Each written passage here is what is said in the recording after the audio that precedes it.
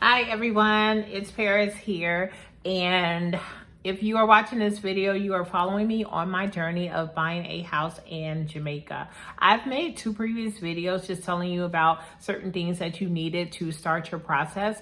This video is more so in tune to telling you what is currently going on with me right now as far as the house that I am trying to get. And I currently have one condo in Jamaica that I run an Airbnb. And I definitely will be making videos just to tell you, about, how I got started and more so just about the day-to-day of what I go through with that, the good, bad, and the ugly. But this video specifically is to tell you about what is currently going on with my house. So let me just bring you up to speed because I don't know how much you know, especially if this is your first time watching any of my videos. So I did find a condo just by kind of emailing some owners. Someone decided that they did want to sell to me. I've been talking to this owner for about a year. She finally decided that she wanted to sell. She said that we would talk in January, and we did, but she was just back and forth because she had a tenant, and she finally decided, I want to say in March, that she would sell the house to me, which I was like, yes, I am so excited. So she told me that she was ready to sell. I was the attorney. I contacted my loan officer because you do want to have some type of relationship with you. You are only as good as the people that you work with, and if these people don't actually mesh with you, your personality, your style of doing business, things can end up just so badly. Me personally, I'm a very organized person, and because I already have the experience of buying a house, I came extremely prepared. So when I'm prepared, I need you to be prepared also. You need to ask these people, if it's your loan officer, do you have time to do this loan for me? Are you going away for a long period of time? Are you going to be around? Are you going to answer my emails? Like if you're talking through text, are you going to be a person that answers my text? Because what I notice is that people talk, they give you this really good facade of what is going to happen, how things are going to transpire. They may even give you a game plan. And then when you actually contract these people to work with you, you start paying them, or you start actually the process with them, they disappear. You can't find them. You can't communicate with them. You have questions, and it can just be so hard. And I'm kind of going through that right now, and I think I'm doing this video a little bit because I'm excited.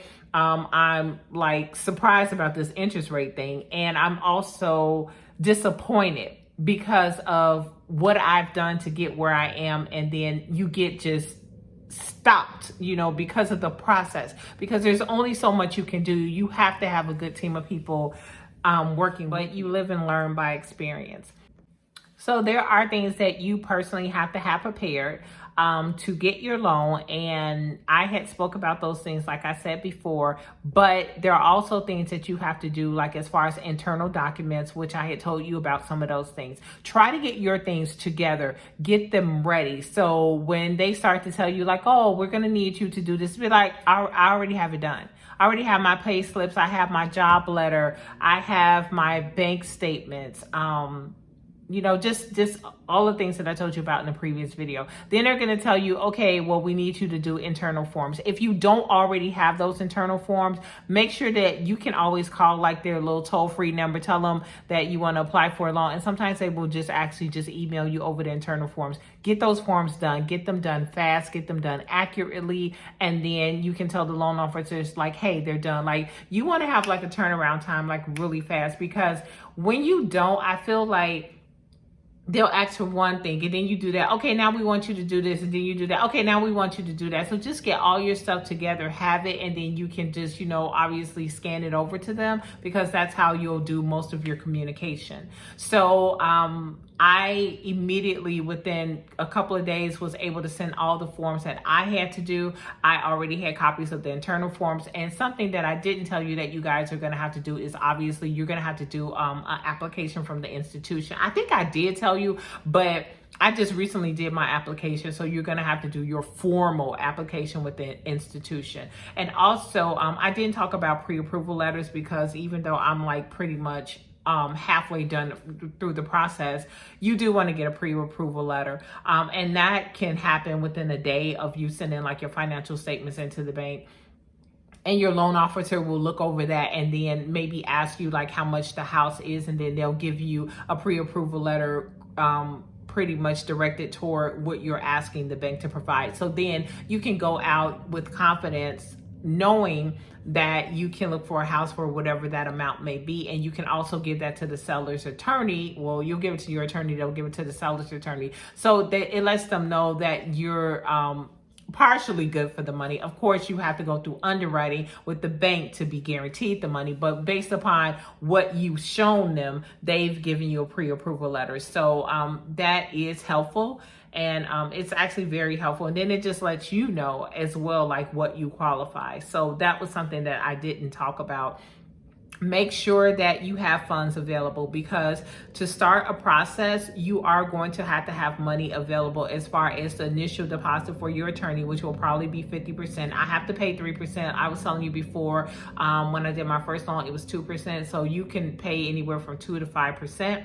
And you will have to start out with giving the attorney 50%. You also, in my case, I had to pay 50% of the seller's attorney's fees. So just know that as well. So, so let me bring you back to speed to what I've done. I've sent in all my forms. I've sent in all the bank's internal forms.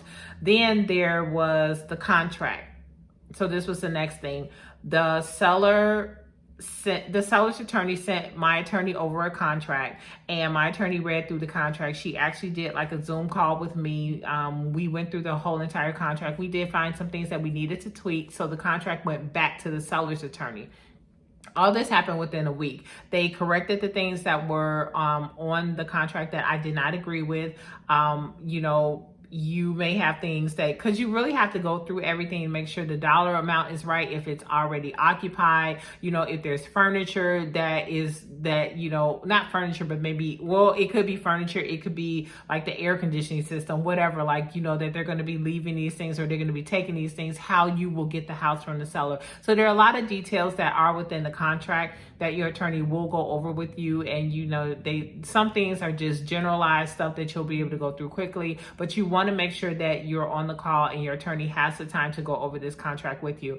Let me tell you something that my attorney did not do initially, and I think that this should be done because my first attorney did this. When your attorney gets the contract, they should forward you the contract at least a day or two before, so that you have your own time. You need to print it out. Don't read it over the cell phone. Print the contract out so you have a chance to read it, so that you have a chance to get familiar with this contract. So when they go over it, you're not sitting there like, where are you? Because it's ringing in your head like, okay, I know what she's talking about, and you can ask questions and you'll feel more comfortable with the contract. So make sure you get that paperwork a couple of days prior to you scheduling an appointment to go over it with your attorney. So anyway, we got the corrections done. Their attorney sent the contract back to me.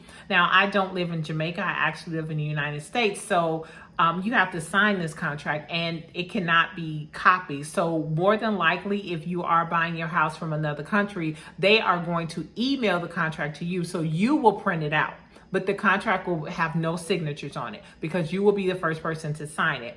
And so I got the contract. For me, I had to print out 3 copies. I think 1 copy goes to my attorney, 1 copy will be with the seller's attorney, and the other copy will go to the bank. I actually printed out 4 copies so I could have a copy for myself. You have to sign this contract, and you also have to have it notarized. So, when you get the contract, don't sign it. Make sure that you go somewhere where, you can get it notarized, because you have to do that. Now that I've signed the contract, they also sent me the title. So I had to sign that. I had to print out 2 copies of the title.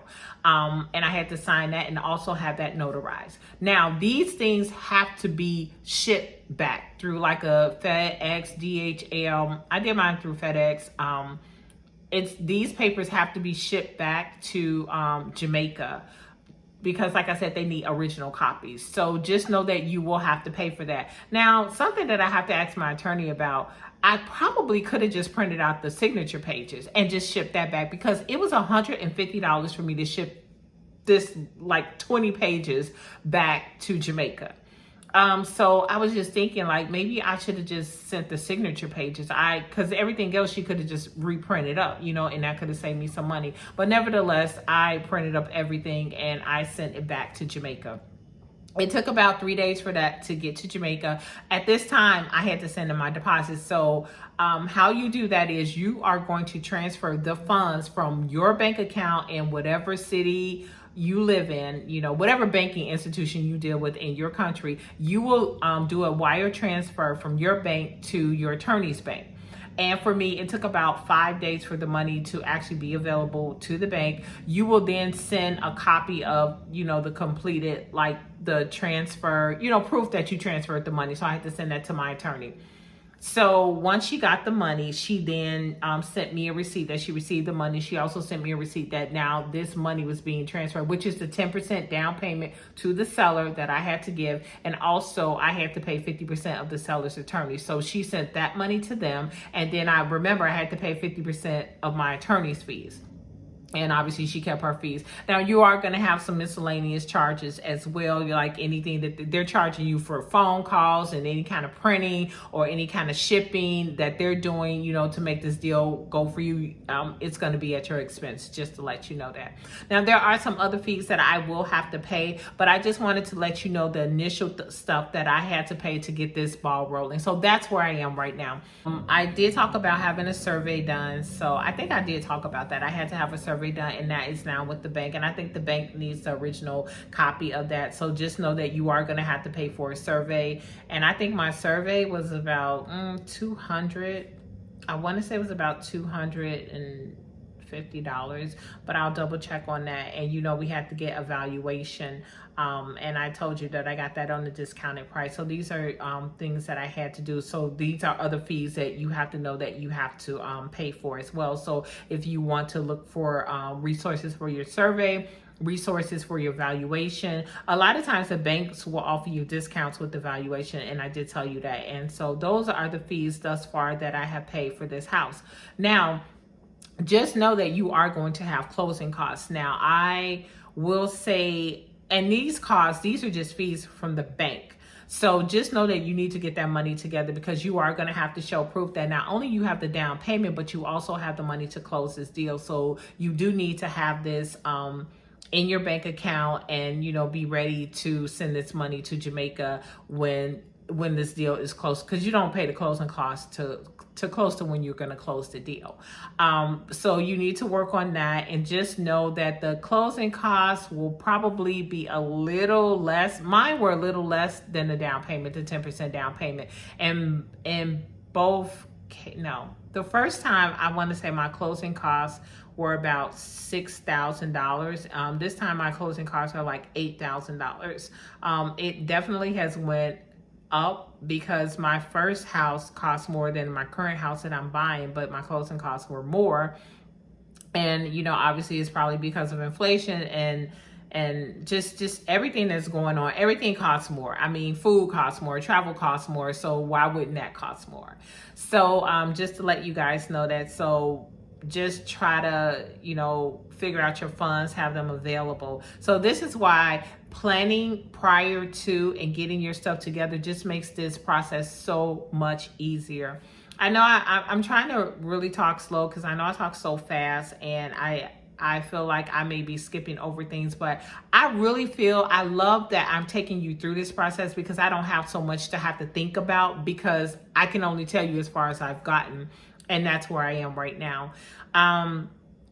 I did send all my stuff into the bank, and I'm a little disappointed because of the fact that, like I said before, I'm a very organized person, and I wasn't able to, I had a game plan with my loan officer, which didn't really go through the way I wanted it to go through, the way it was explained to me. And so it disappoints. I sent my stuff in, like I told you, like 3 weeks ago, and my loan hasn't even been sent over to Kingston, because your loan has to go to Kingston to actually go to the official underwriters. These are the people that are going to approve your loan.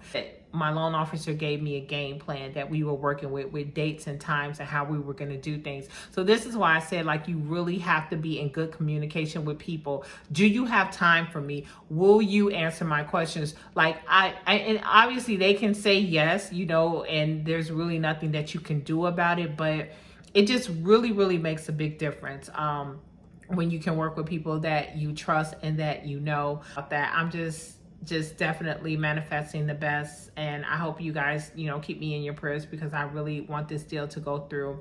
I didn't even know what the rate was on the loan, and I just found that out, and I'm just like kind of like, oh my God, because the rate is 8% and I thought I was going to be paying 5%.